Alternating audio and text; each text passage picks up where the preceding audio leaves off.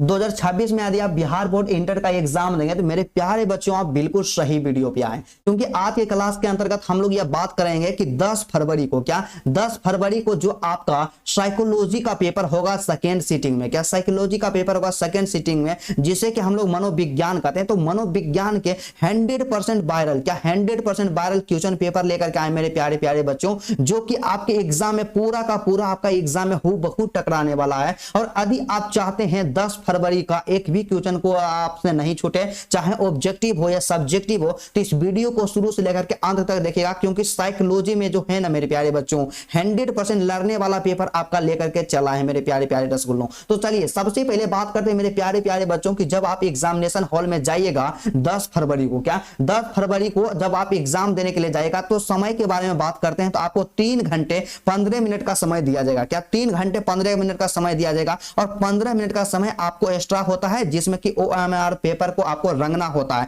तो मूल रूप से आपको 3 घंटा का ही समय दिया जाएगा, और इसमें क्या करना है जी, आपको ऑब्जेक्टिव बनाना है और उसके साथ ही साथ आपको सब्जेक्टिव भी हल करना है। तो आप लोग प्रयास क्या कीजिएगा कि सबसे पहले ऑब्जेक्टिव को वहां पे सोल्व कर लिया जाए। और मेरे प्यारे प्यारे बच्चों बस आपसे हम ये एक चीज और विनती करना चाहेंगे कि आप लोग क्या कीजिएगा, जैसे ही आप एग्जामिनेशन हॉल में जाते हैं और क्वेश्चन को सोल्व करना स्टार्ट करते हैं, सबसे पहले आपको क्या करना कि जब आपको पेपर मिलेगा हूबहू 100% इसी तरह का पेपर मिलेगा आपके पास, तो इसमें क्या रहेगा मेरे प्यारे बच्चों, थर्ड आ मिलेगा, जिसे कि हम लोग सेक्शन ए कहते हैं। और इसमें क्या रहेगा, वस्तुनिष्ठ प्रश्न रहेगा, मतलब कि ऑब्जेक्टिव टाइप क्वेश्चन रहेगा। सीधा सा समझिए ना जी कि उसमें क्या रहेगा, ऑब्जेक्टिव रहेगा। तो ऑब्जेक्टिव को सोल्व करने से पहले आपको क्या करना है, यहाँ पे निर्देश जो दिया रहा था इसको पढ़ लेना। यहाँ पे क्या कहता है, यहाँ पे सिंपल सा कि प्रश्न संख्या 1 से 70 तक के प्रत्येक प्रश्नों के साथ 4 विकल्प दिए गए हैं। क्या प्रत्येक प्रश्नों के साथ 4 विकल्प दिए गए हैं, जिनमें से एक सही है। अपने द्वारा चुने गए विकल्पों को OMR शीट पर चिन्हित करें, और आपको 35 प्रश्नों के ही उत्तर देने हैं मेरे प्यारे बच्चों। सिंपल तो समझिए ना कि जी कि आप लोग जब 10 फरवरी को एग्जाम देने के लिए जाइएगा, साइकोलॉजी का पेपर देने के लिए जाइएगा, तो आपको टोटल 70 को ऑब्जेक्टिव मिलेगा, और 70 में से आपको केवल 35 ही सोल्व करना है। और मेरे प्यारे बच्चों आप शुरू से लेकर के अंत तक देख लीजिएगा, जो सही होगा उसी को सही करना। और कई ऐसे मेरे बच्चे होते हैं कि 35 के जगह पे 40 को सही करके चलाते हैं। ऐसा काम कीजिएगा ना जी, आपको फेल होने से कोई नहीं रोकेगा, मेरा 100% गारंटी है। आपको केवल 35 ही बनाना है। तो चलिए सबसे पहला प्रश्न के बारे में बात करते हैं मेरे प्यारे प्यारे बच्चों। तो हमारे पास 1 नंबर का प्रश्न दिया गया, जो कि काफी ज्यादा इंपोर्टेंट होने वाला है। क्या है, यहाँ पे क्रेसमर के व्यक्तित्व स्थूलकाय के प्रकार शेल्डन के किस व्यक्तित्व प्रकार से मिलता जुलता है। तो इसका जो सही आंसर होगा ऑप्शन नंबर ए, गोलाकार प्रकार का। ऑप्शन नंबर ए जो होगा आपका 100% करेक्ट आंसर होगा। 2 नंबर का प्रश्न दिया गया मेरे प्यारे प्यारे बच्चों कि इरोस को अन्य किस नाम से जाना जाता है। काफी ज्यादा मोस्ट इंपोर्टेंट है। क्या है, 100% आपका टकराने वाला पेपर है। तो इसका जो सही आंसर होगा जीवन की मूल प्रवृत्ति और प्रेम मूल प्रवृत्ति दोनों नाम से जाना जाता है। तो ऑप्शन नंबर जो आपका सी होगा, यहाँ पे ए और बी दोनों हो जाएगा। Option number C is the correct answer. और कहते हैं ना मेरे दोस्त कि जब आंखों में अरमान लिया, मंजिल को अपना मान लिया, है मुश्किल क्या आसान किया, जब ठान लिया तो ठान लिया। तो आप एक बार निश्चय कर लिए कि हमें बेहतर करना है, तो आपको जितना भी मेहनत करना पड़े, एग्जाम में केवल 30 दिन का समय बचा हुआ है या 25 दिन का समय बचा हुआ है, अपने आप को झोंक दीजिए, एक बेहतर परसेंटेज जरूर आएगा। क्या कि किस अवस्था में मल मूत्र परित्याग करने की संबंधित प्रशिक्षण दिया जाता है मेरे प्यारे प्यारे बच्चों। तो इसका जो सही आंसर होगा क्या होगा, क्या इसका जो सही आंसर क्या होगा मेरे प्यारे बच्चों। तो चलिए हम लोग यहाँ पे बात करते हैं। यहाँ पे इसका जो सही आंसर होगा ना जी, ऑप्शन नंबर बी हो जाएगा। क्या ऑप्शन नंबर बी हो जाएगा। क्या होगा, गुदा अवस्था में। क्या गुदा अवस्था में, ऑप्शन नंबर जो आपका बी होगा मेरे प्यारे प्यारे बच्चों, बिल्कुल सही आंसर होगा। और जी यहाँ पे बात करते हैं कि जितने भी बच्चे अभी तक वीडियो को लाइक नहीं किए हैं, तो जल्दी से आप लोग वीडियो को लाइक कर दीजिएगा, क्योंकि 12th ज्ञान का मतलब क्या होता है मेरे प्यारे बच्चों, क्वालिटी एंड कंटेंट होता है। और आपके एग्जाम में 100% साइकोलॉजी का वायरल पेपर है मेरे प्यारे प्यारे बच्चों। तो आप लोग क्या कीजिएगा, इस वीडियो को शुरू से लेकर के अंत तक जरूर देखिएगा। तो 4 नंबर का प्रश्न है जी कि सामूहिक अचेतना की अवधारणा को क्या कहा था मेरे प्यारे बच्चों। तो इसका जो सही आंसर होगा क्या होगा, इसका जो सही आंसर होगा ना जी, याद प्रारूप कहा जाता है। ऑप्शन नंबर जो आपका यहाँ पे बी हो जाएगा नहीं जी, इसको 100% आप सही कर लीजिएगा। Option number B is the correct answer. और वही बात करते हैं मेरे प्यारे प्यारे बच्चों, अगला जो 5 नंबर का प्रश्न दिया है, इसका सिंपल सा क्या कहना है जी, इसका कहना है ना विनोद 5 नंबर का कि यहाँ पे रक्षा प्रक्रम के संप्रत्यय का प्रतिपादन किसने किया मेरे प्यारे बच्चों? तो इसका जो सही आंसर होगा ऑप्शन नंबर ए हो जाएगा। क्या होगा? सिगमंड यहाँ पे फ्रायड ने। क्या सिगमंड फ्रायड ने? ऑप्शन नंबर जो आपका ये होगा बिल्कुल सही आंसर का। और एग्जाम में हूबहू आपका छपने वाला पेपर है, तो कभी भी नजरअंदाज नहीं कीजिएगा और आप सबके लिए मोस्ट इंपोर्टेंट ऑब्जेक्टिव लेकर के आए। तो 6 नंबर का प्रश्न है कि बुद्धि के बहुबुद्धि सिद्धांत का प्रतिपादन किसने किया है? क्या किसने किया है? तो इसका जो सही आंसर होगा ना जी ऑप्शन नंबर ए हो जाएगा। क्या होगा? गार्डनर ने द्वारा किया गया। ऑप्शन नंबर ये जो आपका बिल्कुल सही आंसर होगा। और मेरे प्यारे बच्चों कहते हैं ना कि आप यदि किसी चीज को पूरी शिद्दत के साथ चाहते हैं तो पूरी कायनात आपको उसे मिलाने में लग जाती है। तो एक बार आप नीचे कर लें, हमको बोर्ड एग्जाम में 400 प्लस नंबर लाना है, तो इसके लिए जितना मेहनत करना पड़े 4 बजे 3 बजे 5 बजे सुबह तक पढ़िए, लेकिन अपने आप को कभी भी यहाँ पे कम परसेंटेज आने नहीं देना है। तो क्या है कि यहाँ पे गिलफोर्ड त्रिविमीय सिद्धांत में बुद्धि के कितने कारक है? आपको पता होना चाहिए मेरे प्यारे बच्चों कि गिलफोर्ड त्रिविमीय सिद्धांत में बुद्धि के जो कितने कारक है मेरे प्यारे बच्चों? तो इसका जो सही आंसर हो जाएगा 180 कारक है। कितने कारक है? 180 कारक है। इसलिए हमारा option number B is the correct answer. और मेरे प्यारे प्यारे बच्चों बस अगला क्वेश्चन के बारे में बात करते हैं, काफी ज्यादा मोस्ट इंपोर्टेंट है और 100% साइकोलॉजी का वायरल पेपर आपका है मेरे प्यारे प्यारे बच्चों कि संवेदनात्मक बुद्धि पद का परिचय किसके द्वारा किया गया है मेरे प्यारे प्यारे बच्चों? तो इसका जो सही आंसर होगा ना जी ऑप्शन नंबर ये हो जाएगा। क्या होगा? सैलोवे तथा मेयर के द्वारा। ऑप्शन नंबर जो आपका ये होगा बिल्कुल सही आंसर होगा। और वही बात करते हैं, काफी ज्यादा मोस्ट इंपोर्टेंट क्वेश्चन आपके एग्जाम के दृष्टिकोण से होने वाला है। तो 9 नंबर का प्रश्न क्या कहता है जी कि जिस बच्चे की बुद्धि यहाँ पे क्या लब्धि, यहाँ पे बुद्धि लब्धि यहाँ पे 80 से 89 के बीच होता है, तो उसे किस श्रेणी में रखा जाता है? तो इसका जो सही आंसर क्या होगा? ऑप्शन नंबर ए हो जाएगा, मंद की श्रेणी में रखा जाता है। क्या रखा था? मंद की श्रेणी में। Option number A is the correct answer. और मेरे प्यारे बच्चों आप सभी के आर्ट्स का सभी सब्जेक्ट का सॉल्यूशन करवाया जा रहा है, तो आप लोग सभी वीडियो को जा करके जरूर देखिएगा। आप लोग वीडियो सेक्शन में काफी इंपोर्टेंट है, आपका 100% वायरल पेपर है। तो चलिए 10 नंबर का प्रश्न एग्जाम में टकराया कि मानसिक दुर्बलता का मुख्य कारण क्या है? क्या मानसिक दुर्बलता का मुख्य कारण क्या होता है मेरे प्यारे बच्चों? तो इसका जो सही आंसर क्या हुआ? देखिए मानसिक जो दुर्बलता होता है,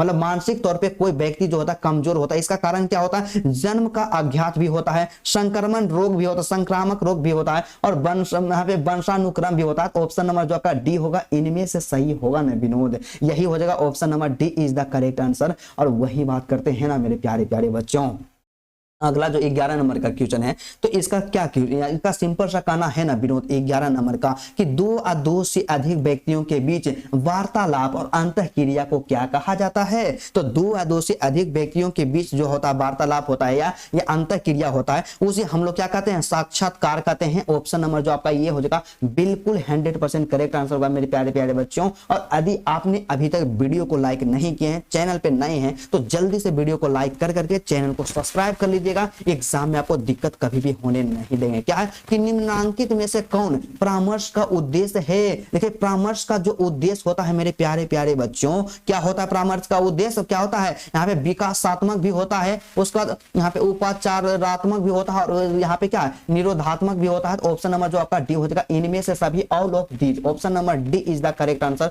और मेरे प्यारे बच्चों विश्वास कीजिए आप अपने ऊपर, क्योंकि क्या होता है जब आप अपने ऊपर ही विश्वास नहीं कीजिएगा आप कभी भी बेहतर नहीं कर सकते हैं, क्योंकि हम पढ़ाते ही नहीं सिर्फ हैं, बल्कि आपको एक अच्छा डायरेक्शन भी दिखाते हैं, सही रास्ता भी दिखाते हैं। तो 13 नंबर का प्रश्न है कि निम्नलिखित में से कौन परामर्श प्रक्रिया के चरण है? तो देखिए परामर्श प्रक्रिया के चरण के बारे में बात कर लिया गया मेरे प्यारे प्यारे बच्चों। तो इसका जो सही आंसर होगा क्या? ऑप्शन नंबर डी हो जाएगा कि इनमें से सभी जो है परामर्श प्रक्रिया के चरण है। Option number D is the correct answer. यहाँ पे प्रारंभिक, यहाँ पे खुलापन, परामर्श संबंध और लक्ष्य सिद्धि के लिए कार्य योजना का विकास, सभी का सभी सही आंसर होगा। Option number D is the correct answer. और मेरे प्यारे प्यारे बच्चों बस आपसे हम रिक्वेस्ट कर रहे हैं इस वीडियो को आप शुरू से लेकर के अंत तक देखिएगा। यदि आप 10 फरवरी को आप गर्दा उड़ाना चाहते हैं, 100% आप ऑब्जेक्टिव में स्कोर करना चाहते हैं, इस वीडियो को आप शुरू से लेकर के अंत तक देखिएगा। तो चलिए 14 नंबर का प्रश्न मेरे प्यारे प्यारे बच्चों कि प्रभावी संचार के लिए आवश्यक है। देखिए प्रभावी संचार के लिए क्या आवश्यक है? केवल मौखिक संचार आवश्यक है या केवल अशाब्दिक मौखिक संचार आवश्यक है, या